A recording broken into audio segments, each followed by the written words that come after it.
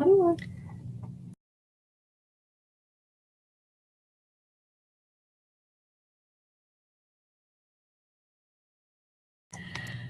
everybody, can everybody hear me? If you can, just let me know in the chat. Hopefully you can all hear me. We're going to use the chat to communicate, so everybody should just make sure that you have access to it. Great. Oh, perfect. Now they're all coming through. My name is Lisa Malvin. I'm the program manager for professional development programs here at the Graham School. If you guys have any technical difficulties as we go through this, you can always private message me via the chat, and I'll be able to hopefully help you, but I'm hoping that we don't have any problems. After the presentation, I'll be sending out a short survey, so I'd appreciate it if you could fill that out. And if you have any questions, we're going to save them for the end, but you can always chat them to me, and I'll kind of gather a list of questions that we can ask Andrea after we end the presentation. But right now, I'm going to send it over to her so we can get started.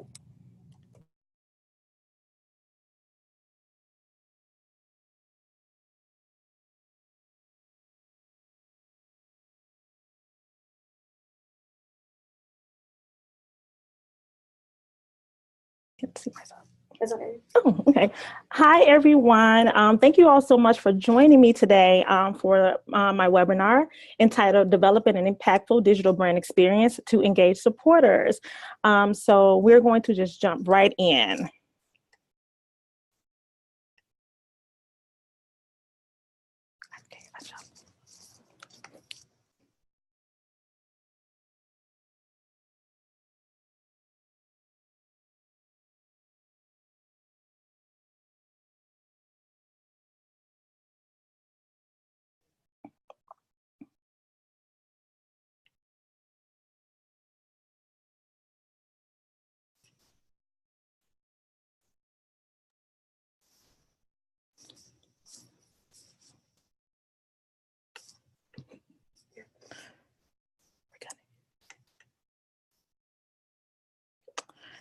Okay, everyone. Again, thank you again for joining me for my webinar this evening entitled Developing an Impactful Digital Brand Experience to Engage Supporters. My name is Lynn Reynolds. I am a creative director and a brand storyteller with more than 10 years of professional experience. I am also the senior marketing and brand manager for After School Matters, where we serve more than 17,000 teens in the city of Chicago, and we're the largest after school organization serving primarily teens. So let's get started. So first, I'll tell you a little bit about what you'll expect in today's webinar. You'll learn the importance of creating a meaningful experience to engage supporters, why storytelling is a valuable tactic in your organization's content strategy, and the qualities and digital habits of individuals and the effective ways to reach them. Engaging supporters requires creating a meaningful brand experience. So let's start there. I love this illustration. It was created by Hector Potty. He's a creative director out of Method out of London. And he created this awesome diagram that I believe does a great job defining what a brand experience is. So let's push it a little further. What is your promise? It's the impact that you are delivering to your audience. It sets the tone for your organization to its stakeholders. It's how audiences identify with you and how you will build trust with these audiences. At After School Matters, our promise is to help teens discover their potential and find their futures. So experience is also critical. It's what you do and how you deliver that promise. It's how people engage with your brand to establish meaningful relationships. I'll give you another example of a brand promise that's not a nonprofit one. Apple, their brand promise is think different. So that's just another example of a brand promise. So who owns the brand promise? Who owns this promise? Your brand makers and brand keepers. Brand makers are the key decision makers within your organization. They are your C-suite, the officers, board members, directors. They are high-level leaders within the organization. Brand keepers are your managers, your specialists, coordinators, and your interns. They are at the forefront of carrying out your decisions. They hold the pathway to pushing information to your supporters and your advocates. There has to be meaningful dialogue between makers and keepers within the organization in order to deliver an effective brand experience to engage key stakeholders, such as supporters. Depending on the size of the organization, these roles are interchangeable depending on the circumstances. They are also responsible for establishing a clear tone and voice for consistent conversations with stakeholders. Is our content meant to educate, inspire, entertain, etc.? If you haven't already, I encourage you to establish this within your organization. Engaging supporters is important because they are our advocates. And our advocates, these important supporters, are also our heroes. It's their role to provide resources, opportunities, and relief for our beneficiaries, for our nonprofit organizations. We, the organizations, we are the guides. Yes, so we're not the heroes. I think most of us believe we are the heroes, but we actually are the guides. We assist our supporters with supporting our beneficiaries. We inform the process. We advise them along the way of how best to utilize their resources to solve a societal collective problem. We are Yoda. They are Luke Skywalker. So knowing that we need to establish a brand experience to engage supporters, and now we've established these supporters as advocates, let's talk a little bit about the qualities of our advocates. They're empathetic. They care. They're sacrificial. They give up their time, talent, and their treasure on behalf of a cause that they believe in. They're compassionate. They're competitive. I mean, think about the ALS bucket challenge. They're influential. They have networks of friends and family. And they are also influenced by others. Studies have shown that individuals give when they see others giving. Influential content must be shared to drive advocate engagement in order for you to create that meaningful brand experience. That meaningful content are our stories. Our stories are impactful and influence our supporters. They establish emotional connections. They resonate with audiences. They build communities. They're memorable, and stories are a universal language. They define our brand promise. So if you go back a little further when I was talking about the brand experience and how the brand creates a brand promise to share in that experience, our stories help define that brand promise to our audiences. So let's talk a little bit about the science of storytelling, because it's proven that stories really do affect audiences. Effective stories can capture and hold our attention. Stories can bring our heroes, the advocates, into the worlds of our beneficiaries. They are too experiencing the collective problems that our organizations are trying to solve. Effective storytelling releases oxytocin. Oxytocin is responsible for empathy and narrative transportation. Scientist Paul Zak pioneered a behavioral study of oxytocin and discovered that when released, people are more trustworthy, generous, charitable, and compassionate. He dubbed oxytocin the moral molecule.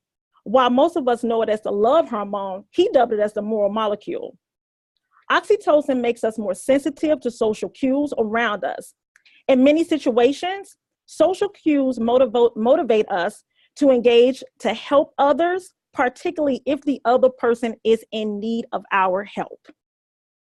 When you tell a story, the limbic system and the cerebral cortex work simultaneously to process the information. Studies show that the limbic system has additionally been linked to the feelings of trust and friendship. So remember, we want our audiences to believe in our promise. So in order for them to believe in our promises, we need to gain their trust. And friendship is a form of loyalty. This is helpful when trying to impact audiences such as our advocates.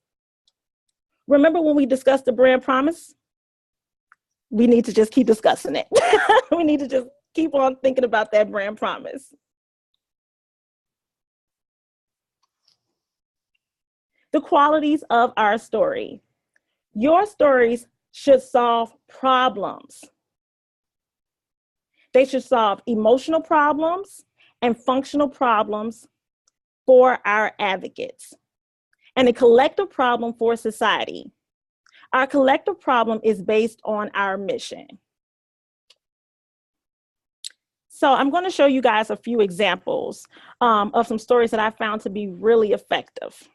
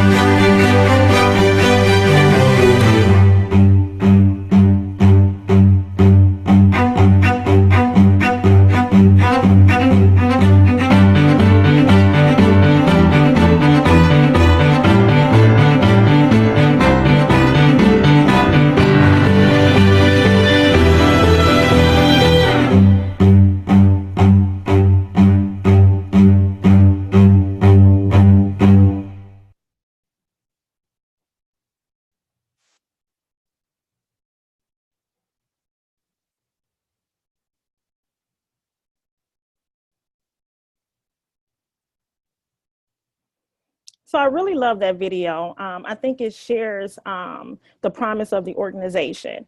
And remember when we discussed the emotional problem, the functional problem, and our collective problem that our stories have to solve? I'm going to give you a scenario of an example of an emotional problem that a potential advocate may have. Emotional problem. Frustrated with the state, I'm frustrated with the state of women's rights, and young girls are at risk. The emotional benefits that I believe this video offers is that it makes me feel hopeful that young girls have a future. So now your advocate, which I'm saying is me, I'm no longer frustrated. I feel hopeful because I've seen this story that was shared as what could potentially happen if this organization reaches young girls. A functional problem that I have. I don't know where to go to be a role model for young girls. Functional benefits of this video is I now have a place to share my resources so that I can help the next generation of young girls. So if you're a volunteer, you may want to actually find an organization that you can connect with. And knowing that there is opportunity out there is really beneficial for advocates. The collective problem that an advocate can put their footprint on is because of a lack of resources, many vulnerable and marginalized girls around the world do not have access to education and economic security. So this is the mission of the organization. This is the problem that this organization is trying to solve. So we always have to remember with the stories that we share that our advocates need to have an emotional problem solved for themselves, as well as a functional problem solved for themselves. So let's look at another video. This one's a little shorter. Stories don't always have to be pretty extensive, pretty long. We know that nonprofits have different budgets. So here's a different video.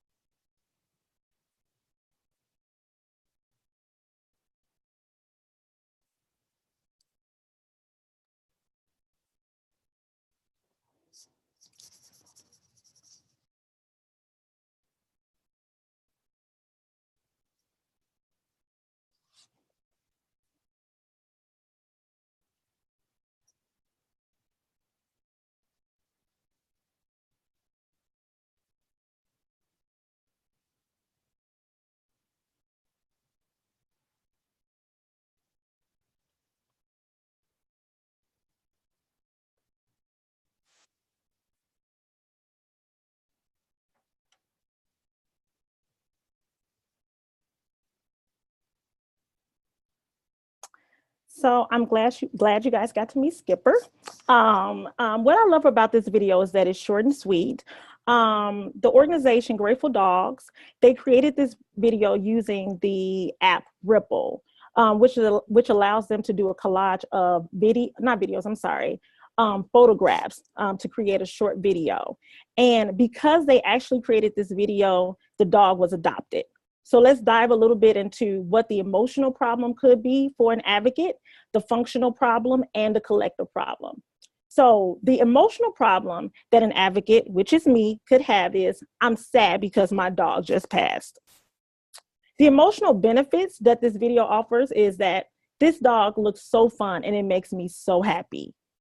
So now I've turned my sadness into joy just from seeing this video that was most likely published on social media. The functional problem that I have is I need a dog. So remember, we still have to solve a functional problem for our advocate. The functional benefit is I can now adopt a dog from Grateful Dogs Rescue.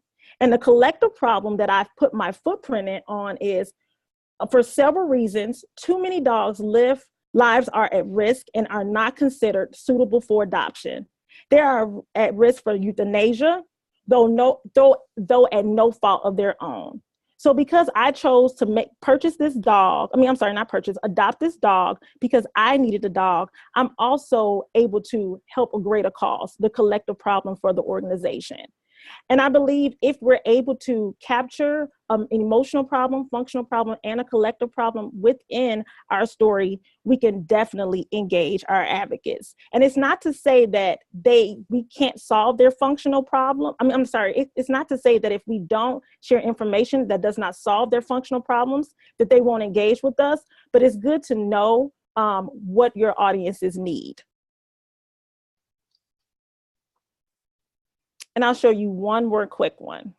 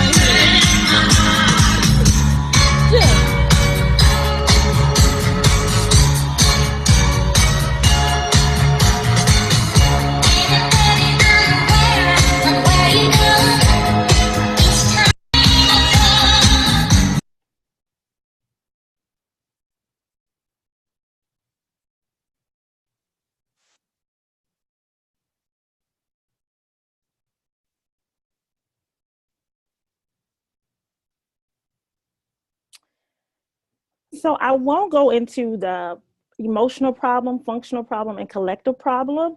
But the reason why I shared that video, I thought that video had a breakthrough moment.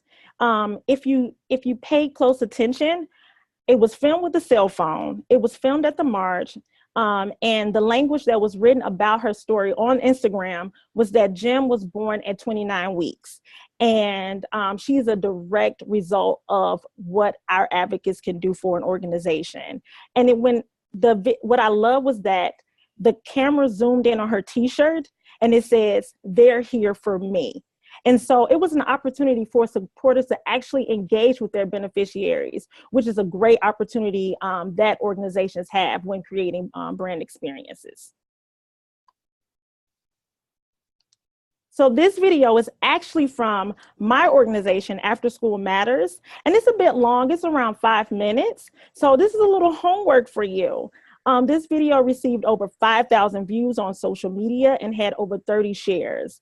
And we gained a lot of engagement from advocates. So I encourage you to take the time on your free time to try to identify what the emotional benefit could be for an advocate, the functional benefit, and what collective problem are we trying to solve at our organization. It's a great video and it's a great example, and it'll really encourage and empower you as you're creating your stories.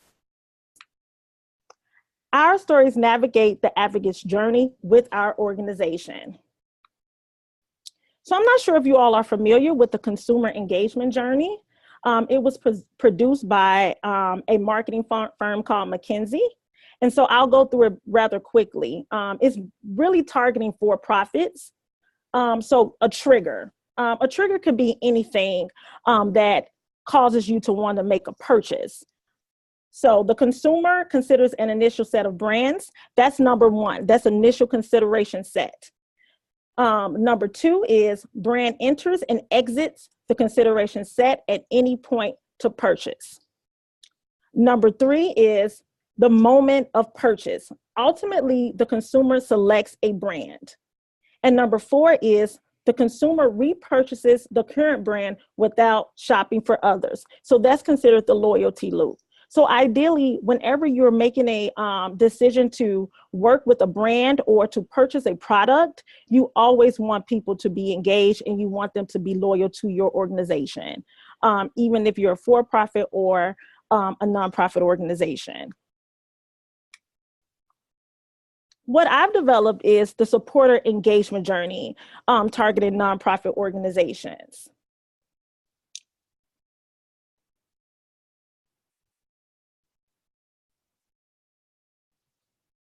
According to the most recent Blackball Charitable Giving Report, the U.S. nonprofit sector is entering a period where sustainable growth depends on embracing best practices in donor engagement, retention, and stewardship. So it's really important that our brand experience actually touches on all of these brand touch points. So let's start with the situation. The situation is what's happening in your supporter's life that drives them to acknowledge the moment of impact and discover your mission. Remember, we talked a little bit about the problem, the emotional problem, and the functional problem. This could be a part of the situation. What's trending? Is it Giving Tuesday? Is it advocacy days? So there has to be a situation established in order for a person to actually find your organization at mission discovery and the moment of impact. Organizations generally engage with potential supporters by sharing valuable information about your organization to encourage an advocate to support, join, share, visit, or learn at the moment of impact. This is why this is very important. Number two, sorry, I was a little delayed with my numbers. Number two, during the active evaluation phase, same as with a for-profit company, this is the learning and observation phase for a potential advocate. Do your values align with mine? What do we have in common? Why should I sacrifice my time, talent, or treasure on behalf of your mission? This may involve reading your websites, talking with the brand keeper, or engaging with your stories. After the active evaluation phase with an organization, we are hoping that our supporters make a life-changing exchange. This is their gift. Depending on what your cause is, this could be a donation of goods, a monetary gift, volunteer opportunity, a speaking engagement, etc. It just depends on the mission of your organization. The post-giving experience. This is critical. This is where we in the nonprofit world call stewardship. How do the brand makers, remember those brand makers and brand keepers, show gratitude to our new supporters so that they can now become advocates for our organization? What experience are we offering after their sacrifice? A supporter can be anonymous, but an advocate will go right back to the moment of impact and share their story of investment. And this is what we call the brand advocate journey. That is the loyalty loop. So remember when I said an advocate will go back and share their experience? We want them to start there at moment of impact, share their experience, skip the education and observation phase, go right back into engaging with our organization with the gift. And then we show stewardship, we show appreciation at the post-given experience, and it continues.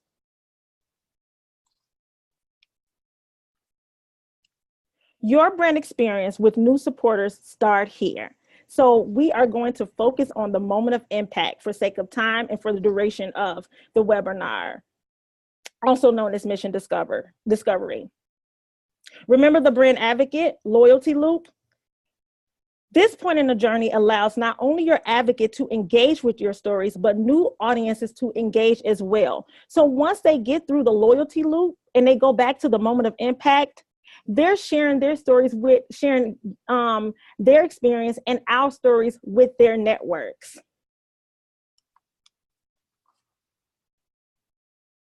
Digital marketing increases the reach of our stories. We are in a digital marketing age, and your advocates are using digital to engage with their networks. Digital marketing at the moment of impact will increase the reach of your stories and provide opportunity to share your brand experience with the advocates' networks and their brand experience. I apologize, not your brand experience, their brand experience, because it belongs to them. And with digital marketing, their networks are wider. It's a wider reach. So the top 3 effective communication and fundraising tools are email, social media, and websites. The 2018 Global NGO Technology Report produced by NPG surveyed nonprofit organizations, and they are prioritizing these top 3 communication and fundraising tools. 82% of them are using email updates, 81% are using websites, and 78% are using social media. So what do they all have in common? They're all digital. And now don't get me wrong, there were some print in the document. I believe annual reports were ranked like number 7, but their top 3 tools were email, social media, websites. My top communication tool for increasing reach during a moment of impact / mission discovery would be social media. Social media is a unique brand touch point that increases the reach of your story. Here's why. If you don't have a robust email list, then your supporters are limited. Supporters can unsubscribe at any time and you can lose that connection. A nonprofit loses out on around $14,000 per year because up to 12% of their emails are categorized as spam. MailChimp stated that the average open rate for nonprofit emails is 25.96% compared to the universal email open rate, which is 6%. So there's a higher open rate, but you're still only reaching a quarter of your list. As for websites, in order for people to find your website, they need to be looking for keywords that are associated with your website. Search engine optimization is critical in order to increase reach in that crowded space, but you'll need professional developers. Google AdWords in order to assist organizations with finding them on websites. People visit websites because they are looking for information. they want to interact with your organization, or they want to contact you. It's a wonderful brand touch point. And perhaps they found out about your website through a flyer, through social media, through word of mouth, or an email may have driven them to your website. It doesn't mean that they automatically landed there. So here's what we know about social media. Social media allows you to identify and engage with current supporters. Even if it's 10 people, you can easily like, share, retweet, repost, regram, and comment on their mission-driven content. It's conversational. Your brand has a personality and it shouldn't be robotic. So remember, we talked a little bit about the brand voice. This is an opportunity for you to share your brand voice through social media. Social media also increases brand awareness by gaining access to your advocates' networks. So remember, we talked about the networks. People have friends, hundreds of friends on social media that you may have never had access to if you just sent them a letter. But if they can easily click share to share your story and their experience with their networks. When you create a social media business page, you can cross-promote your brand to increase digital engagement amongst the other top communication tools and collect supporter contact information. You can include a subscribe button, so that way you can collect emails to add to your email list. You can create a learn button, so you can drive people to your website. You can collect a donate button, so people can donate directly to social media, or you can drive them to your website page to donate online. If you're a newer organization and you haven't quite established a robust online giving system, you can also use PayPal or Fundly. There is also an opportunity to boost posts to segmented audiences that you don't have engagement with already. So if you want to pay, the new term has been pay to play. If you want to actually pay to boost some of your posts to reach other audiences, there's opportunity to do that as well. And this is just an illustration, recap of what I just discussed of how makers and keepers use the moment of impact to share their story, and then it can go out to different networks, and then it can just increase, and those people will just double.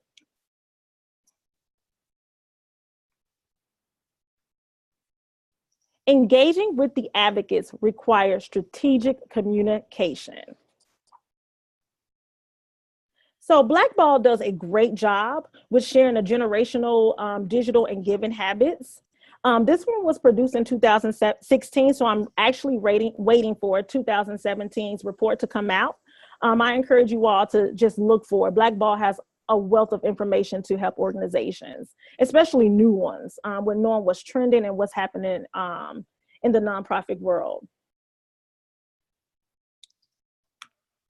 So I won't go through all of these points, but I just want to point out a few that I found to be really important. So this is Generation Y. These are millennials. The report found that 28% follow their beneficiaries on social media. So remember when I said that you can create posts, you can boost posts, just know that your millennials will actually follow you and they will share your post. They give via social media, and their primary channels of usage are Facebook and Instagram. So it's really important to know where your advocates live on social media and in the digital world, generally speaking. 56% of them view online videos about the charity that they support. So if you know that you're trying to target millennials, perhaps you create a short video, like the video that I showed of Skipper, the dog. So maybe you create a short video like that, or the one for March of Dimes, because you know you will reach millennials. 56% of them will be engaged with that type of content. Generation X, they share their primary channels of usage are YouTube and Facebook. And the great thing about YouTube, you can, like I mentioned before, you can cross promote. So you can share YouTube videos to your Facebook page if you want to engage your Facebook audience with your content. And that's a double hit right there. So you'll get that audience there and you'll get your millennials. They share information. 25% of them will follow you on social media, and so on and so on. So I'll leave it up a little bit for you so you can read it.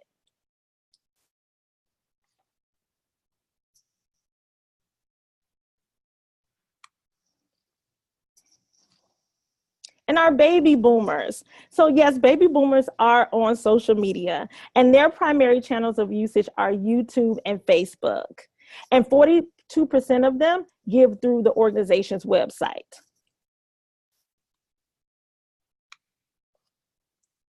So this is where I'm going to start to wrap it up a little bit. So I've developed the 6 C's of creating a meaningful brand experience through storytelling. Collaboration is important, when coming together to solve collective problems. Working together to identify given goals, find out what's trending, and the situation. Remember the supporter engagement journey? We talked about the situation. Is a given Tuesday? What are the functional problems of our advocates? What are the emotional problems that we're trying to solve? So coming together within your organizations, brand makers and brand keepers, to really identify the situation and coming up with content is really important. Another fun fact here is that according to the National Center for Charitable Statistics, more than 1.5 million nonprofit organizations were registered in the United States. This included public charities, private foundations, and other nonprofit organizations. So just know that there's a lot of organizations who are all trying to get access to these advocates. So you have to come together to figure out the best direction in order to reach your advocates. Challenges, identify the challenge. Ask your team, if it's a committee, ask your team questions. What's our budget? What resources do we have access to? What's our timeline? Who is already a brand advocate that we can include in the loyalty loop? Who is already a brand advocate that has already gone through the loyalty loop and they're already ready to vouch for us, that we can leverage as a resource? So it's time to ask some of those questions that may be challenges. After you identify your challenges, create a content strategy. Establish goals. Brand awareness should always be an objective. But are you driving online giving? Are you converting 15 people into recurring donors? It can go on and on, but it's good to identify at least 3 main objectives that you need to reach when you're creating any type of storytelling campaign. Identify your advocates. Create advocate profiles. This is important. What do they look like and how can we reach them? Remember the digital giving habits? That is just the beginning. You may need to segment your supporter audiences even further. Figure out who exactly are you trying to reach. So think about that a little further when you're thinking about your advocates. It may be demographics. It may be lifestyle. It can go even further. So it's really important that you create advocate profiles. What is the clear message? What is the story that these groups of advocates need to hear? What is that breakthrough moment?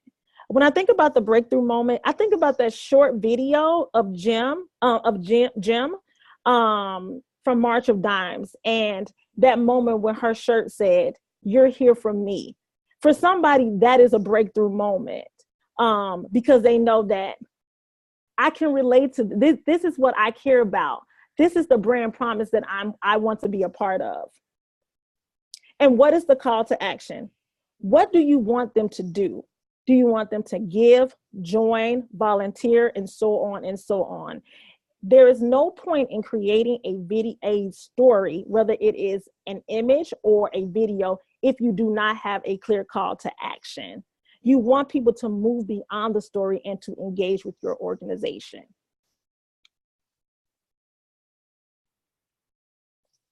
Establish a creative platform. I love creativity. I think it's awesome. Photos can tell stories as well. I showed you videos. I'm sorry I didn't show you any images, but there are some amazing images that actually tell stories. Are you sharing audio? Podcasts are growing rapidly. Remember the Ripple platform I discussed earlier with the dog Skipper? that's a great opportunity to just take photos that you may have taken with your cell phone and create a short video. So here's some fun facts about a particular social media platform, Facebook, if we're talking about video. Google has discovered that 80% of donors use online videos to learn more about charities. So if you can, always consider a video. Like I said before, images are great, but videos are more engaging, and it's really engaging content. And in my experience, when we've gotten the metrics from sharing videos, we've learned that most people are focused on videos on social media about a minute. So really think about that in terms of when you're trying to share your content. If you want to share your content on a platform like YouTube, where they tend to look at videos a little bit longer, then you may want to create 2 different types of videos for your different audiences. And something else that's really important here is peer-to-peer fundraising and marketing when sharing your content. So think about if your organization has shared this amazing video at the moment of impact, the story has been shared to your advocates networks, and they decide that they want to fundraise on behalf of your organization. There's opportunity there to do it actually on social media. So keep that in mind as well. Connectivity. You also should create an omni-channel engagement plan and interact for your advocates experience through the brand experience. Through the supporter engagement journey. Always think about the journey and how your story would navigate through the entire journey. Brand makers and keepers have to be ready for their moments to shine if they have to engage with an advocate beyond the digital marketing phase at the moment of discovery and mission, at the moment of impact and mission discovery. So it's important that you create opportunities to engage with your advocates throughout the entire phase. So like I mentioned before, for sake of time, we focused on moment of impact and talked a lot about how digital marketing is important and moment of impact.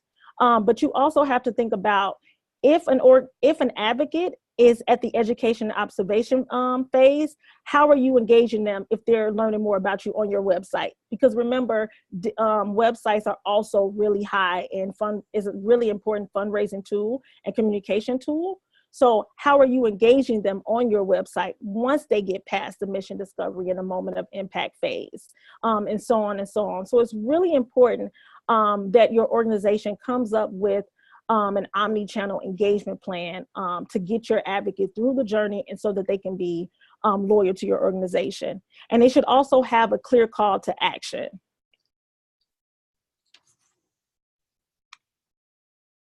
Collection, get the data. Data is so important because you need to know if the work that you perform, the time that you've spent working with your brand makers and keepers to create this amazing story, to share this impact, you need to know that it worked. Google Analytics will tell you where your visitors came from, the pages that they visit, the length of time they spent on your website as well. Facebook business pages will allow you to collect data such as engagement and impressions. What percentage of your advocates donated online? That's data that you need to collect as well, because you'll find out if your online giving process actually works, and you can go back and tweak and keep improving your process. Did they donate directly to social media? What is the return on your marketing and financial investment? Collecting data allows you to be prepared for your next storytelling campaign. So here are a few key takeaways. The brand experience starts with the organization. Brand makers and brand keepers must collaborate to successfully reach supporters. Supporters are your advocates. Get to know their giving habits. Every brand touchpoint in the supporter engagement journey helps determine if the advocate will remain loyal to your organization. Digital marketing at the moment of impact increases your reach to new advocates. Storytelling must be a tactic in your content strategy. Let the experience begin. And thank you all so much for joining me. So I'm ready for questions. Well, does anybody have any questions?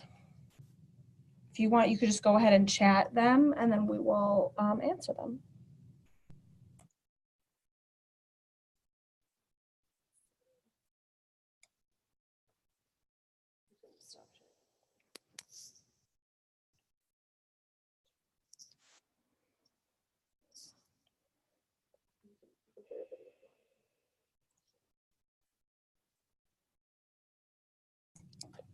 Does anybody have any questions? You could just type them in the chat, and we'll do our best to answer them.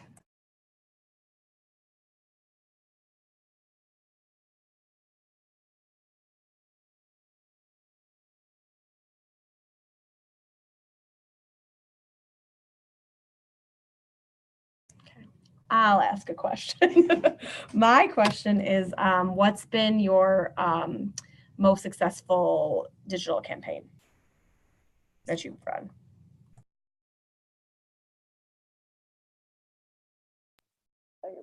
Can you hear me?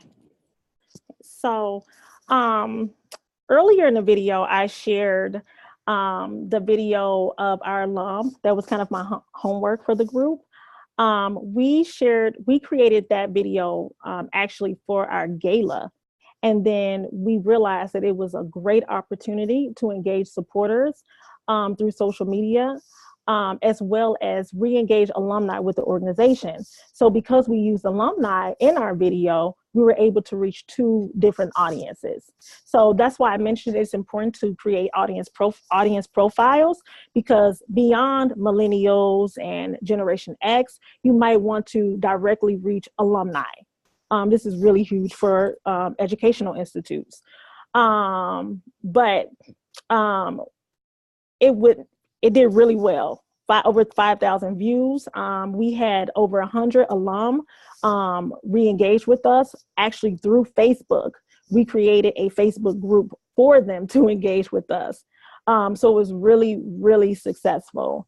And I believe we made over $15,000 within a month. And it was primarily a social media campaign with a few emails that went out. And we also had some recurring donors through social media who decided that they actually said they found us through Facebook and wanted to give a recurring gift to our organization over a number of years. Looks like we have a question. How would you suggest you tell a story for a creative for-profit business? Do you include aspects of your personal life? And which parts would you think are the most professional for the business? That's a good question. So for a creative, for a for-profit business, I would say it's okay to include a few aspects of your personal life, but I would say make sure what aspects you're sharing are relatable to the content, to the product that you're actually sharing as well. I would encourage sharing, if you're, for example, let's say you're an artist. To me, an engaging post from an artist is that in their personal life, they've actually gone to a show, a Hebrew Brantley show, and they're super excited because they met him and he's their favorite artist. And I mean, it still relates to what they do. I would say sharing your food, like, I wouldn't say that is really engaging the audience that you're trying to reach. If you want consumers to engage with them, you have to give them the content that they want to see. And if your audiences are buyers, if you're an artist and your audience are buyers, I don't think they really care about, the food that you eat or some of the aspects of your personal life that don't relate to your actual business. So I say be strategic in what you share in terms of your personal life with your audiences. And also with the rise of social media and sharing, it's PR for you as well. So always think about brand reputation when you're sharing content on social media about your personal life, because you don't want someone to take that information and run with it and it ruins your business. Does anybody else have any other questions? We're probably gonna hang out here for like the next 5 minutes. So if you have questions, you can just like chat with us. If you want to ask a private question, you can message us. Oh, another question. Do you want to answer that one? So the question is, you suggested that a nonprofit always have a call to action. Should a retail for-profit do the same? Absolutely. Every business should have a call to action because people need to know what you want them to do. When you're on your phone scrolling, if you're using social media, if you're on your phone just scrolling information, it happens so fast. You have to give people direction. So always give a clear call to action in any business that you have. I want you to shop at our store because we have a BOGO sale going on this week. And so you have to tell people what you want them to do. So absolutely.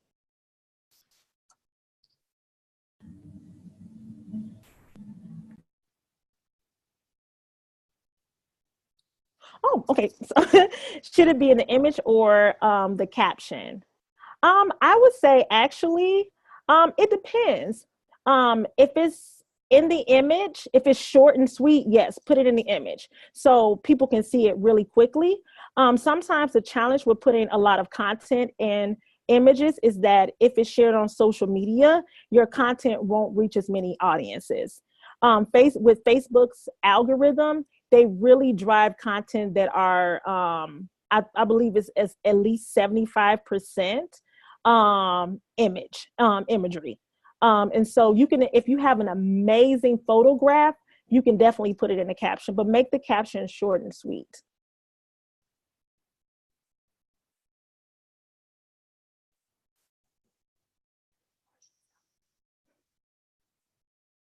And just to elaborate on that a little bit more, if your image is not as engaging, you can put the actual, I would suggest putting just a little call to action there, a short call to action, just so people can understand what is actually going on in the image as well.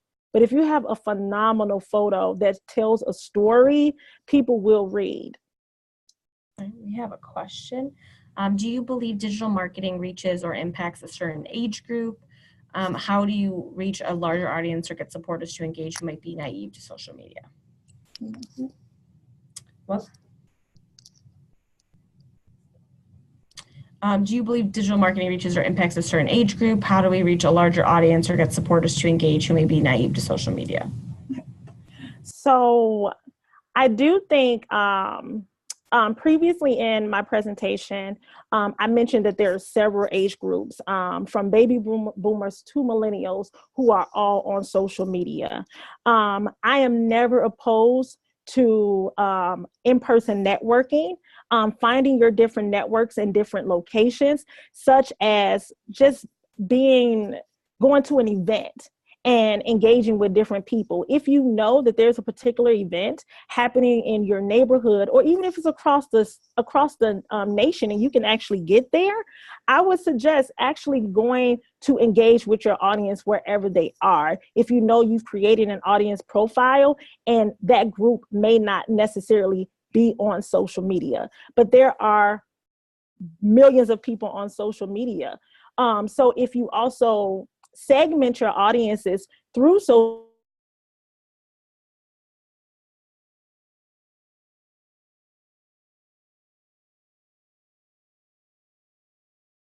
I'm never opposed to in-person engagement. And it creates another form of a brand experience with people, because they actually get to meet your brand in person and not engage with you on social media. And you may not have to work as hard through digital marketing, but the good thing about digital marketing is that your message is like pushed out to a huge number of people versus if you're just engaging with one or two people. And you also get the opportunity to just collect information as well. Great. Anybody else have questions that you wanted to ask? You can also send them to me privately. This question. Facebook and Instagram have a feed where you can attract potential customers. What would be the strategy for YouTube? That's a good question.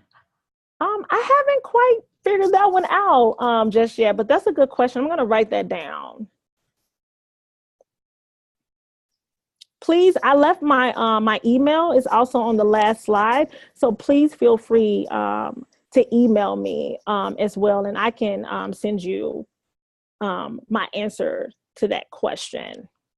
Because I haven't quite figured out a strategy for YouTube. Usually, in my experience with YouTube, we share the videos on YouTube, and for nonprofits, at least for us, it's been harder for us to get a higher subscriber reach for YouTube. So our strategy has been to actually share those stories, cross-promote on YouTube. Cross-promote our videos on Facebook and Instagram so that we can actually drive people to our YouTube channel. So cross-promotion has been our strategy, but I haven't really delved into a strategic strategy around YouTube just yet, but that's a great question. Yeah, and I'll send out the slides tomorrow along with a recording of this as well, so that you guys can have access to it. So we'll stay on here for like another minute or so. If you actually have questions about the digital marketing certificate program, you can always ask me those questions, or I'll put my email here as well in case you guys want to send me an email, because a lot of what Andrea talked about we go over in our classes, and she's a graduate of the program, so it's a great program, and if you aren't familiar with it, I can definitely let you know more about it. But otherwise, thank you guys so much for attending, and I'll be sure to send everything out to you as well tomorrow.